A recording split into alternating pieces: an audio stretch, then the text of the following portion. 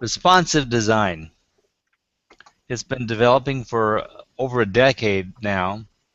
CS3 is basically what allowed flexible design, fluid design, elastic design, and what they call now responsive design. Has given the industry stamp of approval around late 2008 as a design concept. Basically, this means that if your website is responsive, it adapts to the viewing device to approximately fit the screen appropriately, whether it's a full desktop or a laptop or a tablet or a smartphone.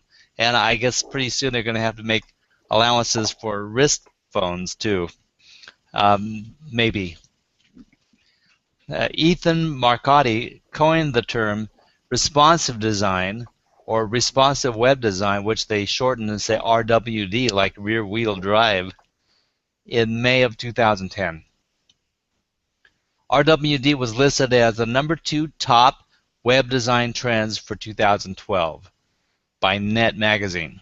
And Mashable dubbed it in 2013 the year of responsive web design. So this is not going away. This is something significant, and it's here to stay.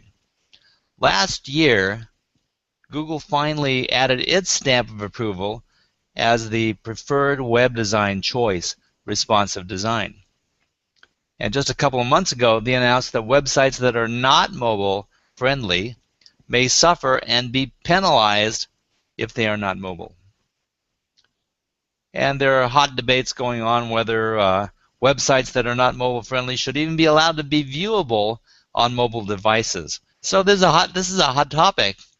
And what you're wondering maybe is my website responsive? Probably, if you're asking yourself that question, the answer is more than likely no. And the answer beyond that is it should be yes. And if it is not, you can suffer the consequences. If you're looking for page 1 search results in Google, you may not even have that on a regular laptop if you're not responsive, because your non-responsive website is going to be docked. So the short and sweet conclusion is that whatever your business is, whatever your website is, it's got to be responsive, and it's got to be mobile friendly. So we're going to add to the reasons why you should do this today. Greetings, Saturday morning marketing smarties, and smarties everywhere, wherever you are, be it morning, midday, or evening. Thank you for joining us, and welcome. And I would appreciate it if whoever's here would say hi in the comment stream and tell everybody where you're from, get to know each other, say hi, make friends, and influence people. So go have some fun out there and join us in the conversation. We welcome your questions, and we will answer everything. If not during the broadcast, we will answer it afterwards. We will follow up and contend with all the points of interest. So with that being said, we're going to get into this, but I want to introduce the rest of my peeps, and let's say hi to them. We'll start with Karen V. Chin, who are welcoming back from a long layover in work land. She's a San Francisco marketing consultant. Karen, say hi, please. Hi, Roland. How are you? It's been a while. It's been I don't know, like at least 2 or 3 weeks, I think, since I've not been on here with the Smarties. So feels like a month. Has it been a month? Yeah, I think so. Yeah, work kind of takes into play a lot, unfortunately, doesn't it? Sure. Sure does. Well, welcome back, and we're glad to have you. I hope it's been profitable and prosperous endeavors, and that you're gaining some ground in the things you're doing. So we're welcoming you back. Next, we have Molly Youngblood Geiger, the Google lady from Jacksonville, Florida. Molly, say hi. Hi, Roland. Thanks so much for having me on the show again today. Yes, I am located in Jacksonville, Florida, and I'm looking forward to talking about responsive website design. It's one of my favorite subjects. Oh, great. I love it, because we're going to fill an hour pretty easily, I think. I could ramble on myself, but I'm going to try to give the floor to you folks as much as possible, because you've all got some very important stuff to add, I'm sure. So anyway, last but certainly not least, Terry Lee Britton. I seldom tag people with the title of genius, loosely especially, but in this case I make an exception because this guy is like a walking, living encyclopedia. Terry, say hi, please. Yeah, and just think, I'll only fill a tenth of my brain in my lifetime. Wow. Actually, I think I determined at the age of 6 that I wasn't going to be me when I first heard about that statistic. I was going to shoot for at least 20%. Well, anyhow, yeah, it's great to be here. I'm still myself, although I use responsive now in all my clients' sites, except for one. I have been moved into that realm, but I still consider myself a newbie and someone who's learning the ropes. I'm really thankful that WordPress themes that I use already have responsive features built in and automated for me, so that makes my life a lot simpler. But other sites that I do all the programming for, I had to actually learn all the ropes, and I was actually pleasantly surprised to see it wasn't nearly as hard as I thought it was going to be. So, but I'm all ears listening to what Molly's got to offer tonight. right. And I will add that, you know, I've been working WordPress for about almost 5 years, I think. And shortly after I started WordPress, they brought in this concept of responsive design. And with mobile being such a hot topic, I had a decision to make. I either had to pursue the mobile app scene, be able to do both things, and have my web constituents be mobile friendly that way, or we had to do dual sites, or we had to do responsive sites. And I thought, by golly, I don't want to duplicate or triplicate my work, so I went responsive. And apparently it was a really good decision because everything has steered that direction since then. So I made what could be viewed as a lucky choice, but I think it was a logical thing. It was a simplified version. Prophetic choice. Oh, okay. Now I'm a prophet. But anyway, it was a good choice, and I've enjoyed the design factor. The good thing about WordPress is this: they try to keep on the basic cutting edge. Are they absolute cutting edge? No, they're not. But they are close. They're in the mainstream, and they do what's necessary because the constituents in the design segment and in the user segment are all saying, hey, we need this new thing. And the designers go right, they jump to it and they design another plugin or another variation of WordPress that's going to accommodate their needs. So it's a user-friendly, programmer-friendly, open source programming language that everybody is working to improve. And so now at least they're governing over the WordPress concept well enough that it keeps most of what we're trying to do in line and reasonably safe. So it's a pretty good choice, especially for small businesses, but it can apply to all businesses. So anyway, as WordPress is one thing, if you don't have a responsive site, but you've got it in WordPress, you've got probably the easiest job because the primary thing you have to do is to select a new theme and then adapt your website to this new theme and just set it up. I mean, it's basically a one afternoon affair. You could possibly do it in an hour, but there's probably a few things that you have to attend to. But it's very easy in WordPress. So one of the reasons I love WordPress is that very, very easy to accommodate change. Okay, so I don't know how to make it any more clear that WordPress or whatever format you're working on, responsive is a must. And the way it's been described, WordPress or standard HTML or HTML5 cannot easily be done if you're not a programmer. So it's not necessarily something that you're going to take on yourself. You probably need help. So those of you who are all DIY specialists out there, you might be able to do it in WordPress, but certainly not if you're not in something similar in a content management system. You are going to need help. So I would get a resource to answer your questions and start there, but pursue responsive design immediately. Hey, Roland, I got a question.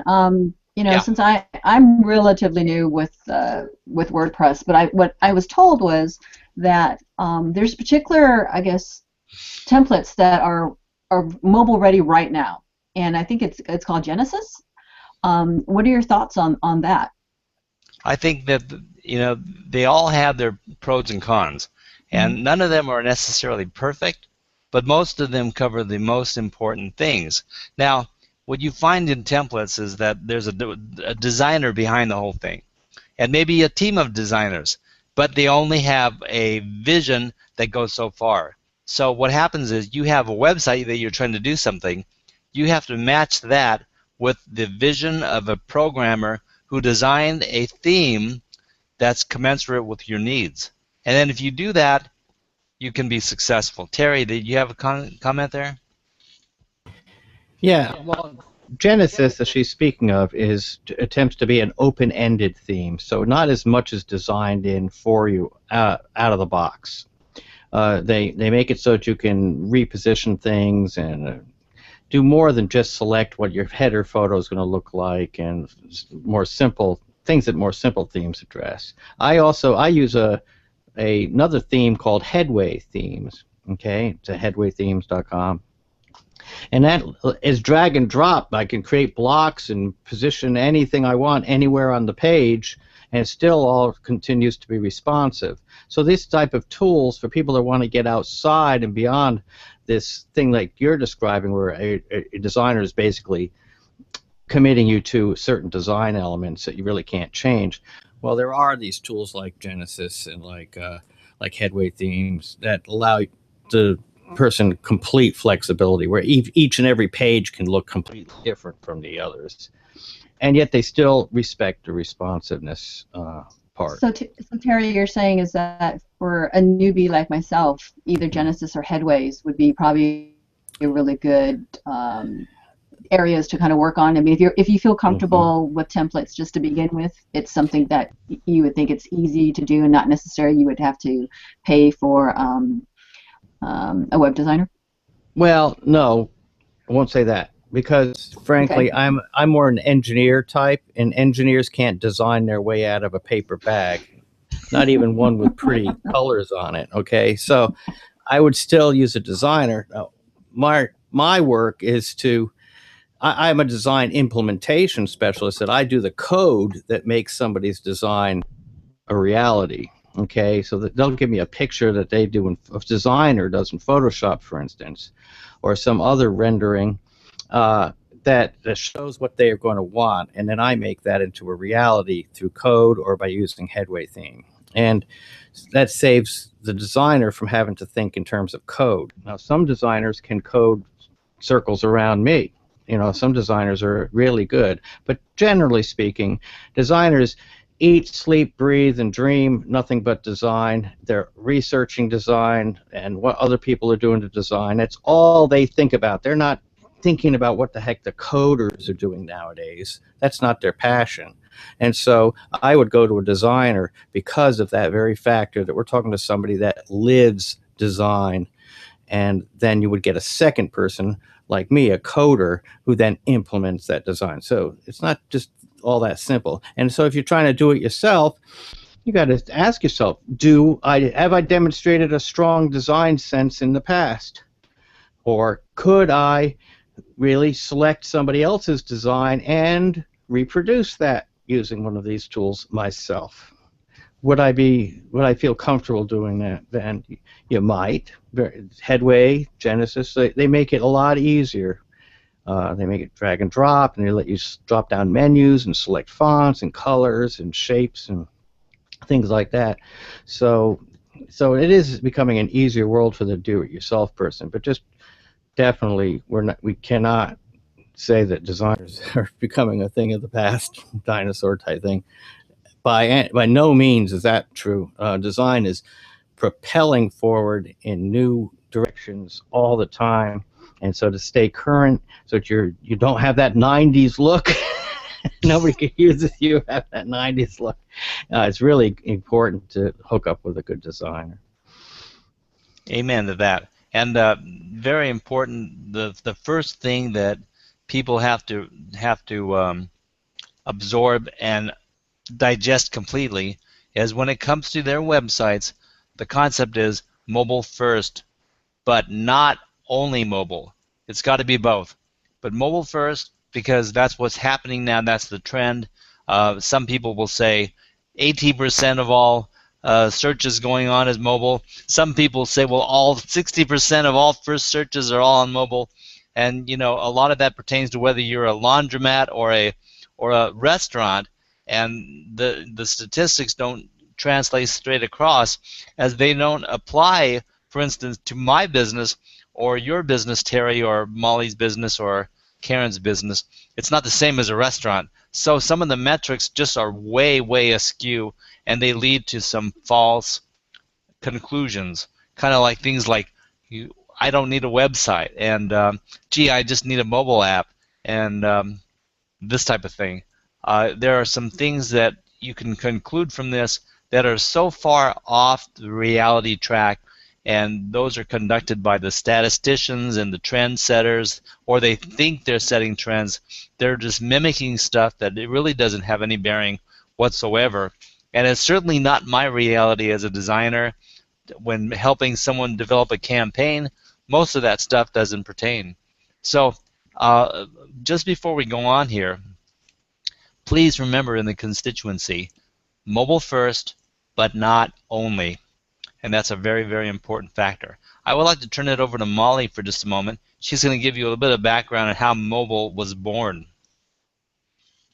Yeah, so a few years ago, can everybody hear me? All right, everybody froze there for a second. So a few years ago, it was observed that there was a lot more mobile usage. But the problem was that the websites were built for desktop or laptops. And so what happened is when people would try to access a website on a mobile device, and we all know different mobile devices out there, different kind of cell phones, different type of tablets, what was happening is these websites were showing up and they were all just messed up. They weren't rendering correctly. And way back a long time ago, when we would build websites, we had something known as a liquid page design, which meant we were able to take that page and have it render correctly. But even then, we still had to use a program called Device Central. What this program did is it literally would take your web page, your HTML, and it would show it how it would render on all different devices. Well, even with that, that was very labor intensive because, I mean, there's literally, like, I don't know what, 50 different model of phones out there. So the designer would literally have to go and look at this design in 50 different, types of phones. And so when that came about, it was discovered that, hey, we need a solution to this problem. This is eating up a lot of time. The designers are, spending all their time looking at what it looks like in mobile devices. And so that's when the viewport tag was created. The viewport tag is what is responsible for mobile design, and what it does is it's a snippet of code, and it's actually a very small snippet of code that is placed on a web page, an HTML page, and you guys were responsive templates. They already have this viewport tag installed, which is why those templates are already mobile friendly. But who do HTML coding hands-on, like myself, we actually have to be aware of this code, and we have to go in and manually install it, because if we don't, then our design isn't going to be responsive to the different types of tablets and mobile devices out there. So just real quickly, I wanted to do a screen share and show you what this line of code looks like. So bear with me here. Second, Molly. Hang on one second, and I wanted to ask my other constituents. Am I the only one hearing Molly in a garbled sense, or are we producing this live for everyone to hear? Is she getting a lag in her voice? Yeah, occasionally the bandwidth is stalling her. So maybe let me try and adjust my bandwidth. I have to adjust that so that we get a better product and people can hear exactly what you're saying that way. Sorry about that. Not a problem. Is that any better? I think so. Okay, is that better? Great. Yeah. Okay, I apologize for that. I'll remember to set that the next time we have next show. But I was going to quickly share with the audience what a viewport tag looks like. This is the line of code that's responsible for making it mobile friendly. So if you bear with me here, tools, view source. And I'm going to have to select that. Okay. So right here on line 11, I know you guys probably can't see it because it's really tiny. That is the viewport tag. And as you see, it's a pretty simple line of code. There's not really a whole lot to it. But this is actually the line of code that's responsible for making websites mobile friendly. And going into mobile friendly, I'm going to stop showing that. Going into mobile friendly recently, and I mean literally within the last couple of months, Google has released an algorithm for mobile or responsive friendly designs. And although the algorithm doesn't necessarily penalize the website if it's not mobile friendly, but it definitely doesn't help it, meaning in terms of page rank, if your website is not mobile friendly, it is going to be affected by this new algorithm that they put forth. The reason they put forth this algorithm is because they want business owners, website owners, they want them to move towards a responsive, mobile-friendly design. And the reason for that is because mobile usage has skyrocketed over the last couple of years. There was a study done last Christmas where they actually monitored mobile usage for Christmas sales from the year before, and it doubled. It literally doubled by 50% from the year before, where people were going online and they were purchasing Christmas gifts using their mobile device, and even above and beyond that, people who were doing in-store purchases, like they were actually in the store and say they found a refrigerator, like, oh, this is a great refrigerator. Let me go check their competitors and see what their pricing is. So even right there, that's another example of how mobile usage has come forth with this algorithm and why they're trying to get business owners, website owners to move towards a mobile-friendly, responsive design. Thank you very much. And so that gives you a little bit of background how this developed. It's all based on the needs of the people to become friendly with the nature of what search is doing right now and what's going on. I want to bring up a question or a statement regarding WordPress that Richard brings up. Is a very good point, and for our purposes, since many of us are involved in lots of WordPress stuff, I want to bring this up now so we can conquer the issue, because we can worry about this, but most of us here in the green room don't worry about it, and this is why we don't. So first of all, I want to bring up Richard's statement, and I thank you for your statement here. I've seen lots of posts regarding WordPress being hacked in various ways. That makes me worry. Well, it made me worry too, Richard, and I thank you for your comment. But the thing is, if it's just like anything else, if you don't watch your security and you don't consider the possible vulnerabilities of your website, you're going to get hacked. I mean, the hackers are basically just spending all day long trying to figure out the easiest way into things. And then you've got designers that are trying to design things that plug in to the WordPress, and they're automatic doorways in a lot of cases. So if they do not work on their own security, then if you plug in with their plugin, basically you're inviting more and more doorways into your website. So there are security measures to be used, and also it's been mentioned SSL socket layer. It's going to come a time where every website around is going to have a secure certificate, and that's going to eliminate a lot of the problems there. But WordPress is not as vulnerable as they think it is if you take the right precautions. And I would cite the hangout with Zara the other day, and she had Mariana Stevenson on the show, and that lady is brilliant. She is the know-it-all genius of WordPress, and in a half an hour, 40 minutes, she filled us with so many clues as to how to protect your website. And there might be 8 or 10 things that you have to do to keep it secure. and those are all a must. So anyway, is there anything that you guys want to add to this subject of security in WordPress? Yeah, actually, it's funny. Terry and I had a really interesting conversation. I think was it a month or two, Terry, ago when we were talking about this, and I think you had a really good #1 tip.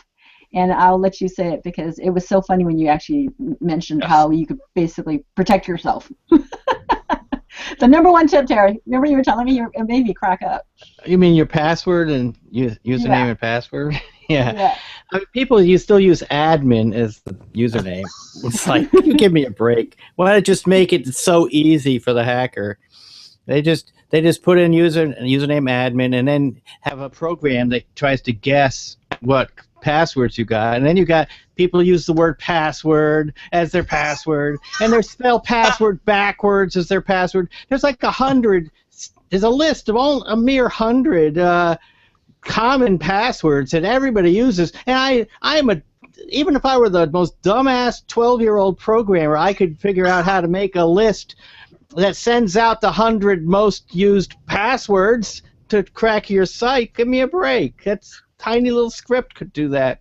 And so, it's like, come on, get smarter than that. Use those secure passwords that have numbers and punctuation marks in them and capital letters. Don't think like you're going to be clever. And the idea, Terry, when you think about it, it's just not WordPress. It's just basically any site you have, any account you have. Just don't use ABC like 1, your 2, bank 3. account. Well, I mean, bank accounts. Yeah, bank accounts could be one thing, but I mean, your address, your name, something that's really can be easily identifiable. You don't want to do that, and it doesn't have to be WordPress. It could be any account you have online. Now, a few months ago, there was a big news item where WordPress had been hacked, but it wasn't just WordPress. Any Joomla, Drupal, anything that relied on the MySQL database, there was a call to the MySQL database that had to be fixed in PHP, and so that was patched universally, globally. All servers patched their PHP so that it called MySQL correctly and didn't give people that access to that hole. So, but because WordPress is the largest user of the MySQL database, of course, it's one that hit the news. But that's been fixed a long time ago. But yeah, again, if you have a username and password there for a reason, to keep out people that shouldn't get into your back end. And if they can get into your back end, now they can, once they figured out to use this password, now they can figure out what your FTP password is and get into your files, because you probably used the same username and password for your FTP as you did for the files, stuff like that. And you probably use the same password and username for the bank accounts and for this and for that, and your Gmail and for everything else. And so basically they open you up and take you apart after they get one. That's actually a really good point, Terry. I shared an article earlier this week about password security, and that was one of the items on the list that you really do need to use different passwords for different accounts, because if they have access to one account and they log in or they get in and they go, oh, well, they probably have a bank account, or oh, they probably have a PayPal account, or they probably have, a server or FTP, then they're going to take that same password and they're going to try it in all those accounts. And if you have your password set, you're pretty much setting yourself up to fail. So I totally second that. Mm-hmm. Let's see if they have a B of A account or a Wells Fargo account or this account or that account. Yeah, they go down the lines. And they just are mildly intelligent, but very proactive entrepreneurs of their own sort. And they can do a lot with a basic knowing who you are. And we sit there wondering, how in the heck did that guy hack my bank account? And it's such an easy thing and so very common. It does not take a computer genius or a numbers expert to figure out passwords. So it doesn't. And actually, Ron, just to interject real quickly, they actually have software. They have bots that do that. All the hacker does is they tell the bot, this is the person I want you to identify. I want you to find out what's their bank account. Do they have a PayPal? Do they have a Facebook? Do they have a Gmail? And it just literally goes down the list. So that's why I'm saying if you do have multiple accounts, it is to use different passwords, as Terry mentioned, uppercase, lowercase, numbers, punctuation. Make it hard for them. Pretty much. Sure. And I would like to bring up what Bill asks. I still don't understand why anyone would hack the average Joe or I Bill like know. me. I thought I I'd know turn this why. over. I thought I'd I turn this I over know to why. Terry because I knew he was going to say. Go ahead. Molly knows why. Well, they're going to get into your file system, and they're going to put little files in there that exploit your server and your site. Well, actually, your server and the software that runs your server, and they're going to exploit your site in order to attack other people. So they're going to have little robots that actually run out of your website that are little automated scripts that just keep running and running and running and are attacking all these other. This is the list of people that they've implanted as a file on your site. Well, And go ahead, Molly. You got the next one. I was going to say, a lot of hackers out there, the reason they want to hack your pages or your website or your Gmail is because they want to install malware. They want to install malware on your computer because guess what? If they install malware and you don't know how to fix it, they get paid money to come in and fix your computer. A lot of times, there was a virus a couple years ago. It was an FBI ransom virus called the White Screen of Death. And I had a friend of mine who got it, and it was really tricky. It took me about 3 hours to finally get the virus. And it was one of those things, I had to sit there right before the malware would start running, go into safe mode. Once I went into safe mode, I had to actually take a totally different device, a thumb drive, and take the malware cleaner and stick it in through a third-party source before I could even have a chance to get rid of the virus. That's how sophisticated these malwares are. So I had to boot off of a Linux stick, a stick that had a Linux application on it that had a antivirus, that would remove it, a removal script. Because if you started to do it at all,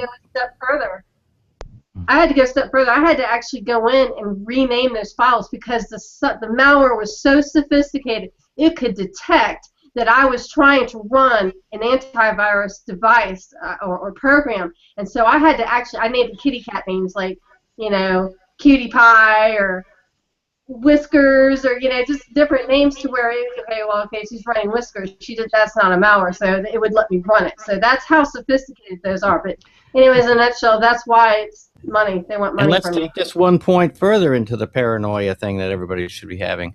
They could also use your site to convert one of your pages on your website so that when people go to your page, your website, it automatically installs malware on the person's computer, and you'd had no idea that you had put this code on your page.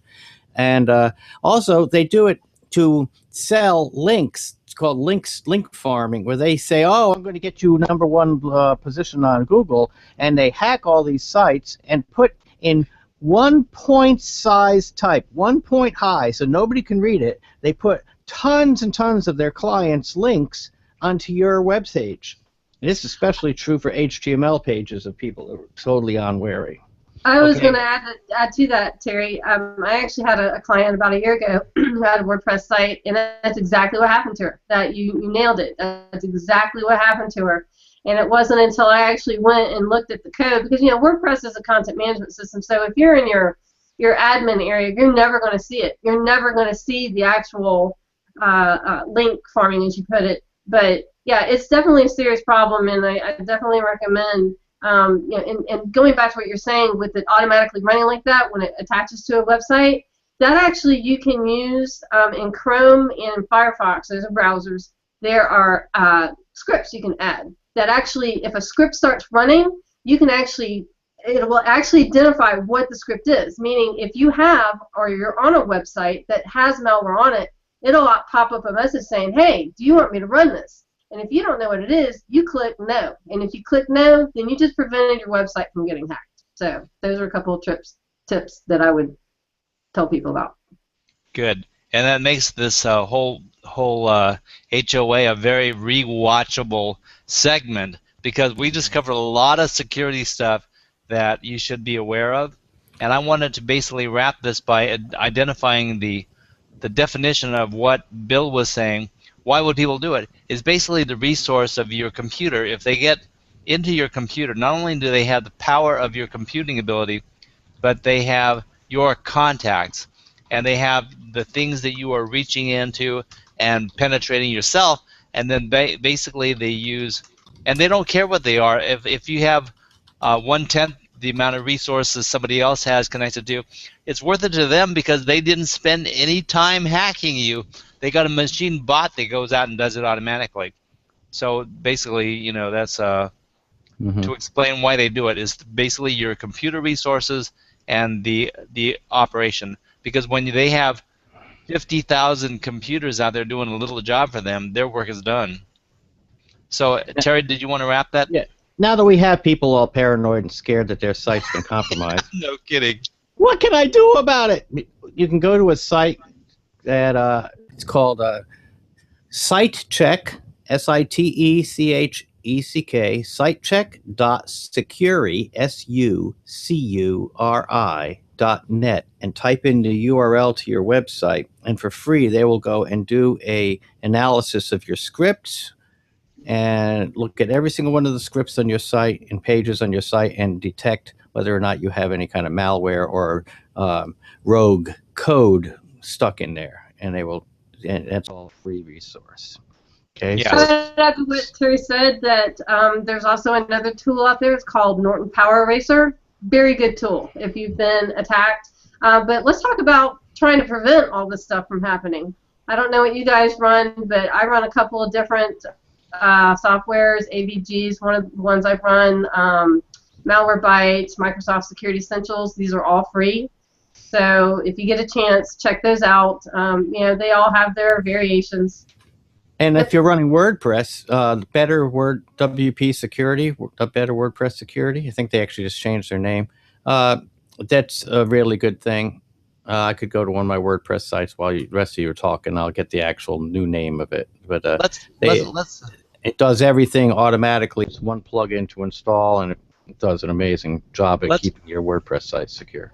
Let's do this for our constituents, and we probably have a lot of people considering WordPress and fearful of this. Let's take the links that we've all talked about and make sure that we collectively cover the links that we're referring to, and then post them in the comment stream at least at the end of the program so that people can see exactly what the links are. And then I'll make a combination of all the links and repost it in the details so that they'll be there permanently and you don't have to search through the comments. And that way we'll solve that. And I think that we've covered a subject that we didn't even start out to talk about today. But that's okay, because security is always important, and if nothing else, we've made it relevant to WordPress because that's one of the platforms that we are highly prolifically expounding upon as part of our work. And this way you can be done with all the worries pretty much from the get-go and not worry about your security. You got to do it somehow. And if nothing else, WordPress is a very inexpensive thing to get into. It does not cost thousands and thousands of dollars. Your designer or your helper might cost thousands of dollars, but the actual endeavor to get involved with WordPress is a very simple thing. Now, when it comes to responsive design, there are some things that you need to consider with that. That the style, because of mobile search, the style of design has changed radically. It used to be a lot of website designers wanted to make like magazine sites and stuff like that, and nowadays that's a specialty. But most of us have a small business, maybe a handful of products or things that we're promoting, or a specific service that we do. And you do not need a magazine site collating all kinds of information. You basically have to present on one primary subject. And a website nowadays should not be keyworded for dozens and dozens of words. One of the biggest mistakes that I saw actually a few years ago now, but the owner of the site told me, gee, I had my programmer infuse 50 more keywords in my website. And I explained to him, well, guess what? He just killed your website. And he said, well, what do you mean? It's like nowadays websites are basically programmed around 1, 2, or maybe 3 keywords and a few alternate adjacent keywords. But mainly, it's just very carefully programming for 1, 2, or 3 things. And it's not a smattering, as Terry indicates, no keyword stuffing. That's just an absolute no. So, does anyone have any comments to make about that? And then I've got another thing that we'll move on to. Terry? Yeah, I'd like to quickly add to it. Keyword stuffing is a big no-no. It totally goes against webmaster practices, which is 10 to 15 keywords. And really at that, if you're talking about keywords and relevance to SEO, there's even a character limit, meaning you can only have so many characters for keywords, titles, and descriptions. So those details are out there on the web. I might post them later on the event page. But even in terms of Google AdWords and actually keeping content, you really want to try and limit it to about 10 or 15, and that's it. Yeah, and you don't put any in the keywords meta tag. If you have more than 3 in there, they will flag you as most likely a spammer ever since 2 years ago. And so most people don't even use the meta keywords tag anymore. Basically, if you just want your content in your articles. And plus, they're a lot smarter at looking at not just the words, but looking at the whole sentence and deriving context out of the sentence and using synonyms. They've built into thesauri that consider synonyms, latent semantic indexing it's called. And so you don't have to put in the exact same word over and over again. That's totally stupid. Put in synonyms for the word and use phrases that refer to the concept, and that will get picked up. And for Right, one thing I would add to what Terry just said is to make use of what we call our long tail keywords, which in essence, instead of saying plumber, you would say, I need a plumber in Florida. That would be considered a long tail keyword. So that's just... or say if... I totally agree. I've actually seen websites... You could say if your I've even basement seen is... websites If your, keywords are just not even there. you say if your basement is flooded and you need help, then you don't even need to say plumber. You simply say if your basement is flooded and you need help, and Google will pick that up as being plumber. So we're really getting way off into content theory, but I had a feeling that Karen had some comment to make. Would you like the floor for a moment there or not? Yeah, I actually do. So we're talking about mobile response and WordPress and templates and all. Have you guys any recommendations on free WordPress? Say that again? Themes of free, F-R-E-E, WordPress themes that are mobile ready or responsive in terms of the folks here who are listening in the audience, that there would be some sites that they could go to see what's out there. Go ahead, Terry. I got some stuff. But... Oh, well, they're fine. I mean, they're going to be limited. They're not going to be as robust in the options as a premium theme. Premium theme that's just like Headway is, I think, $68 or something like that. And $68 annually or $68 well, forever? you're really paying for support at Headway themes. You're not. You get the code, and then you can continue using it forever, but you have to pay again if you want continued support from the website. And if you missed a year, they don't penalize you. Say, well, you got to pay for past years. If you need support again, you can start picking up on paying again. And several that's become a big model lately, is where you actually only pay for the support and you're not paying for the software. And but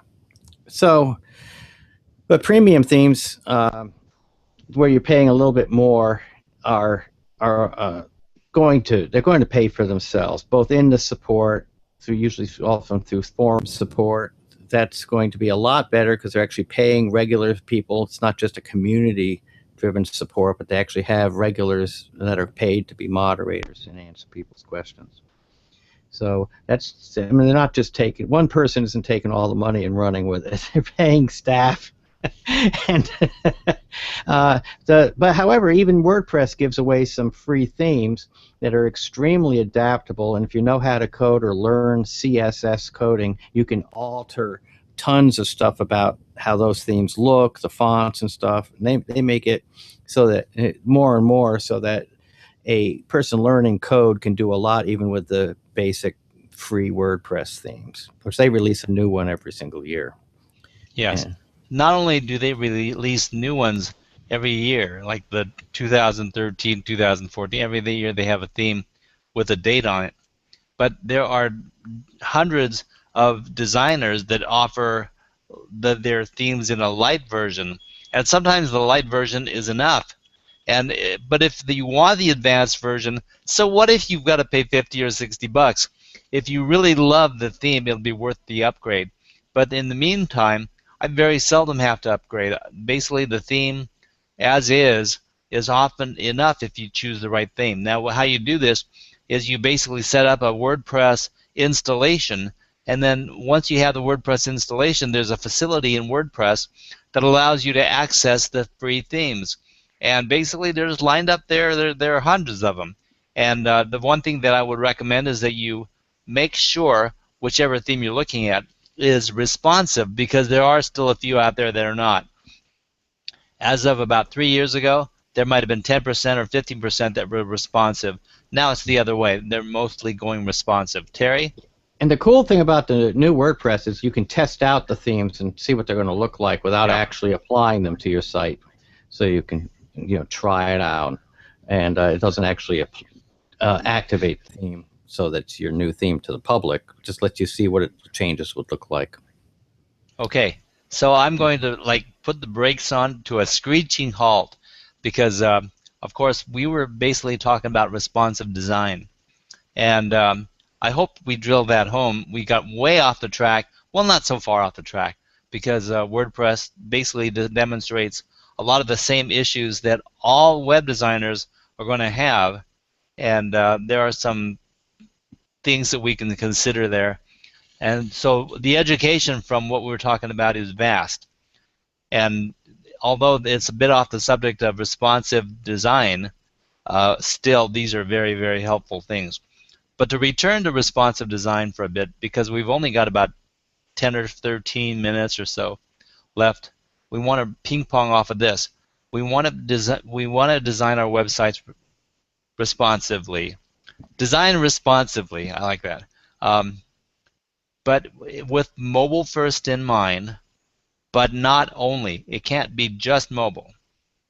And then they have a thing called flat and thin design, which you should just basically Google it and see what it means, because the tendency has been for people to put elaborate, flourishing graphics on their site, and there was this big move of big, huge graphics.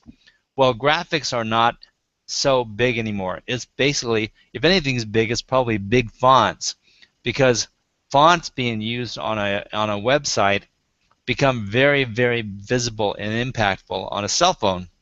And you wouldn't think that it's such a big deal, but when you reduce something from a website size down to a cell phone, it can become minuscule. It can become unreadable.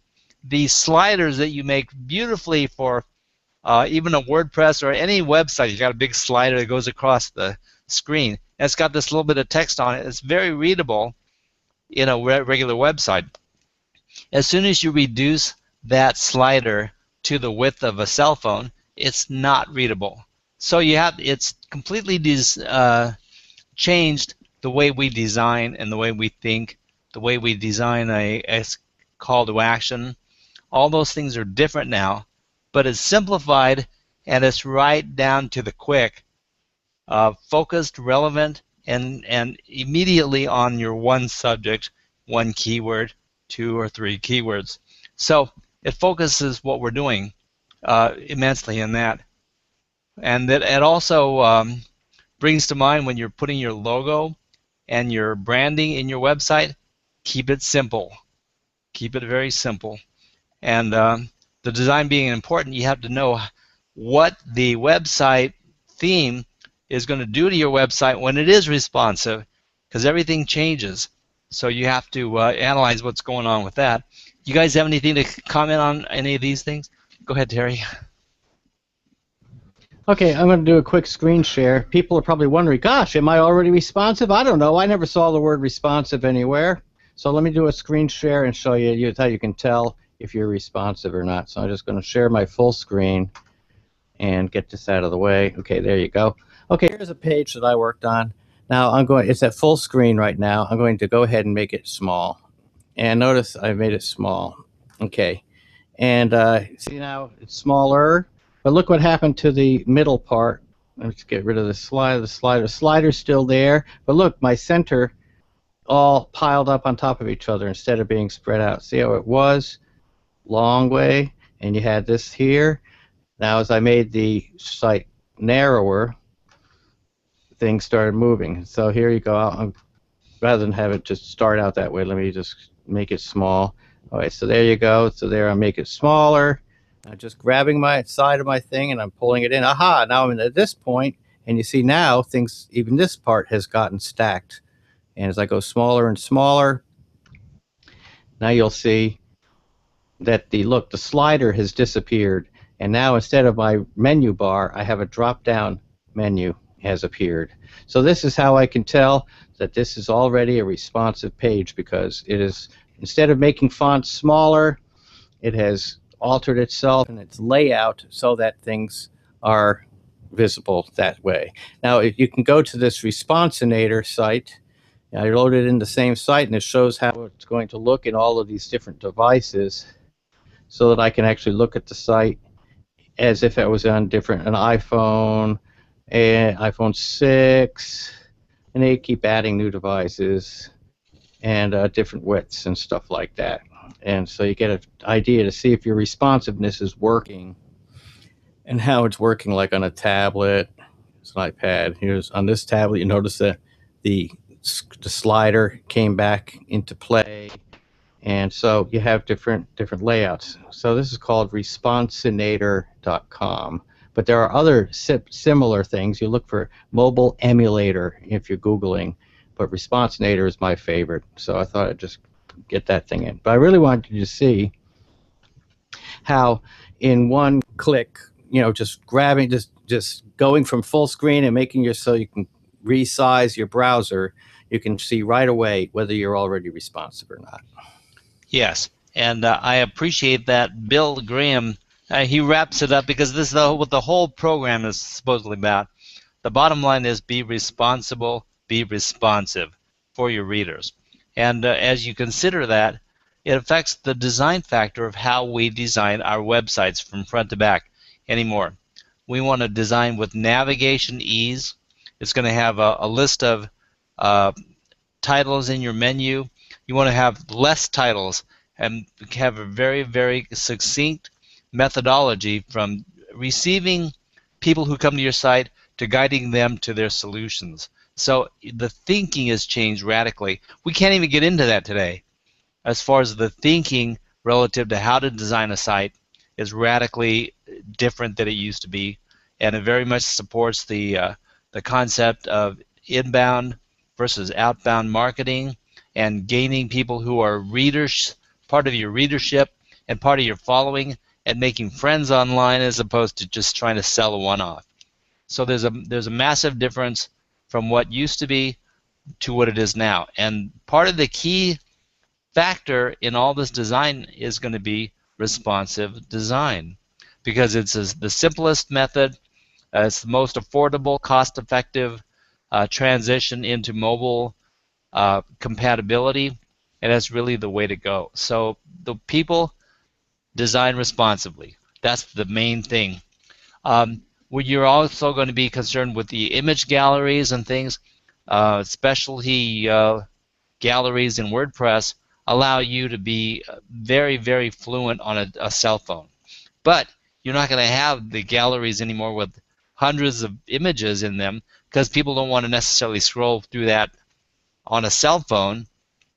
But you're going to have the 30 or 40 best images that are going to be most impactful and make a difference to people's thinking when it comes to steering them the direction to your services.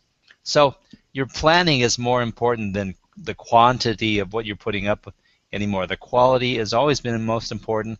Now it's more important than ever. So the galleries are important.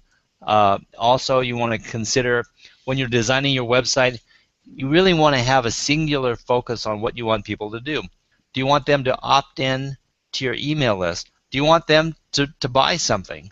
Do you want to educate them further as to what you do? Because, like in my case, I cannot put an ad on the internet and explain to people everything that I do in the one ad or in the one click wherever they go. I can't explain it.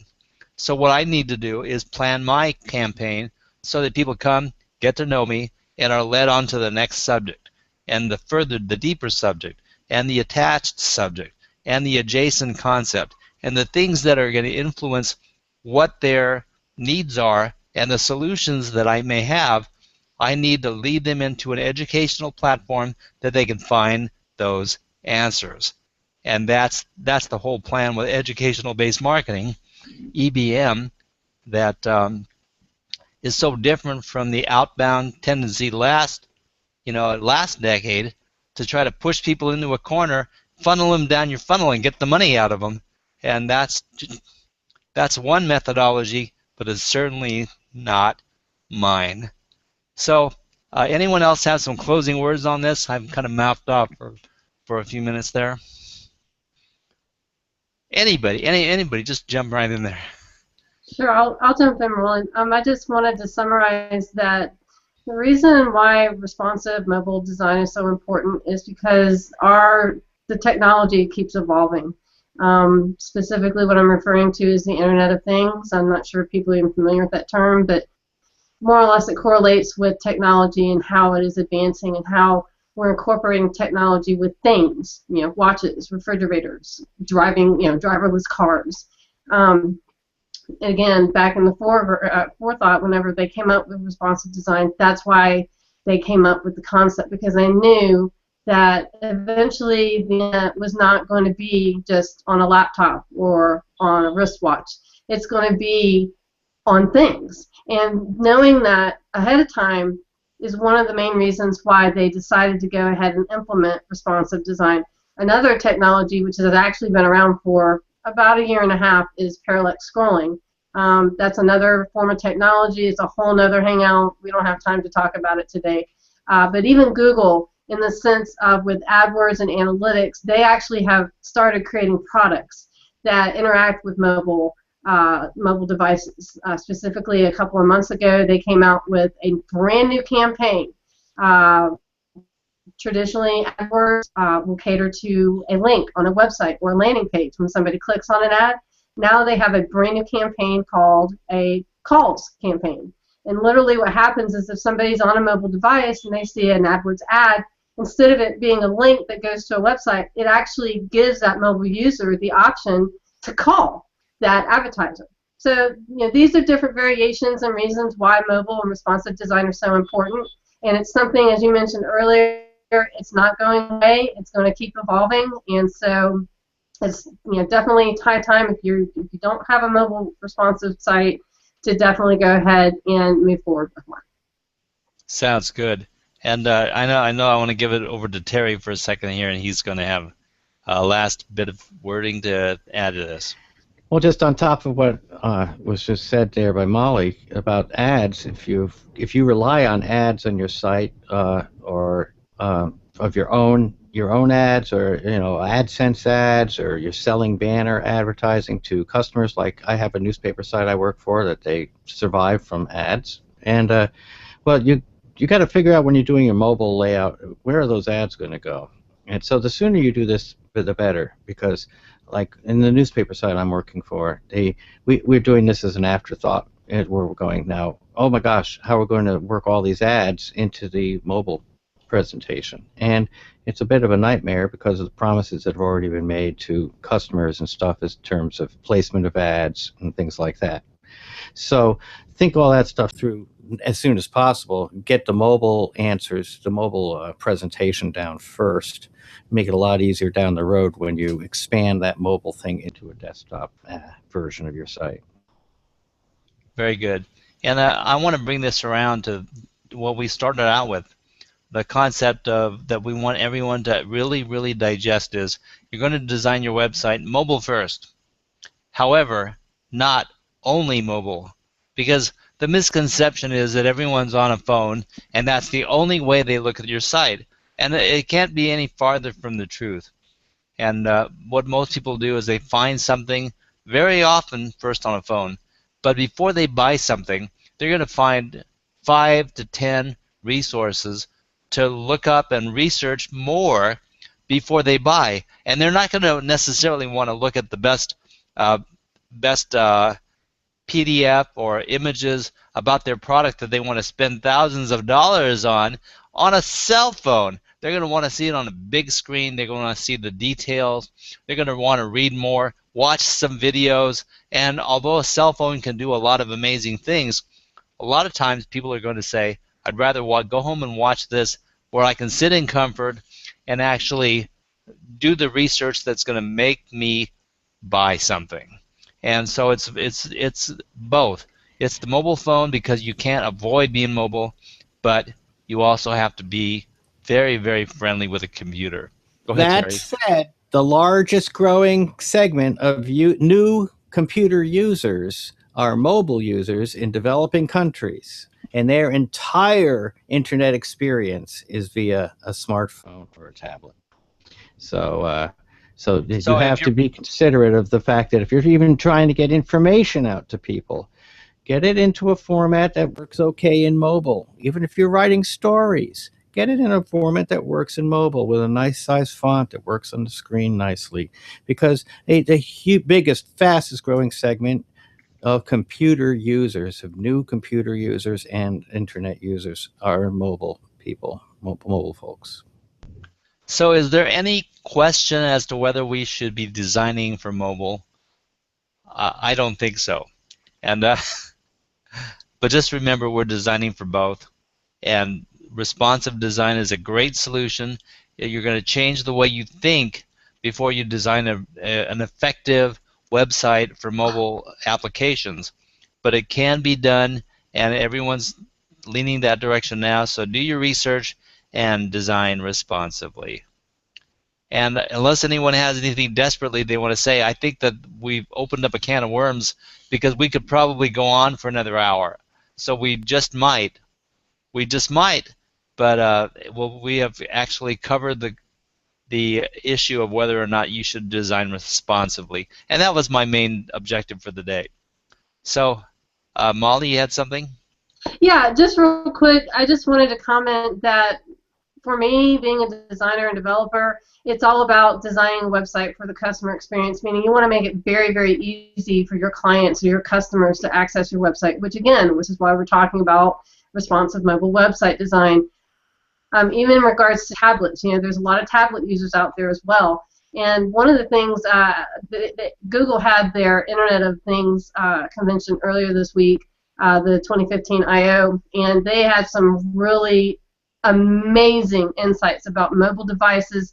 I'm not going to go into too much, but let's just say mobile devices are developing to where they're actually thinking now. They're actually making recommendations to a cell phone user or a smartphone user on, which path should they take, or should they, how should they lay out their day. It was just really insane technology going on to where mobile devices really are the future. So why not start today and get your website in a responsive design so that you're ready for those changes? It's something that is not a matter of maybe you'll decide to do it anymore.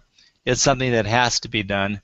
Such is the change of the era of internet marketing, and it's now. It's now. So well, thank goodness it's not hard. Yeah, very true. But it is necessary. So a lot of people are sitting on their thumbs and not anxious to change things with their website. It's kind of too bad because you just got put on page 2 or page 3 or 4 or whatever. So message delivered, and I think everyone's clear. And we've got a lot of things ping-ponging off of this that I know are going to produce some other great episodes of the Saturday Morning Marketing Smarties. At the risk of getting pounded in the green room, I'm going to close this program and thank everybody for being with us. Thank you very much. We'll see you next time.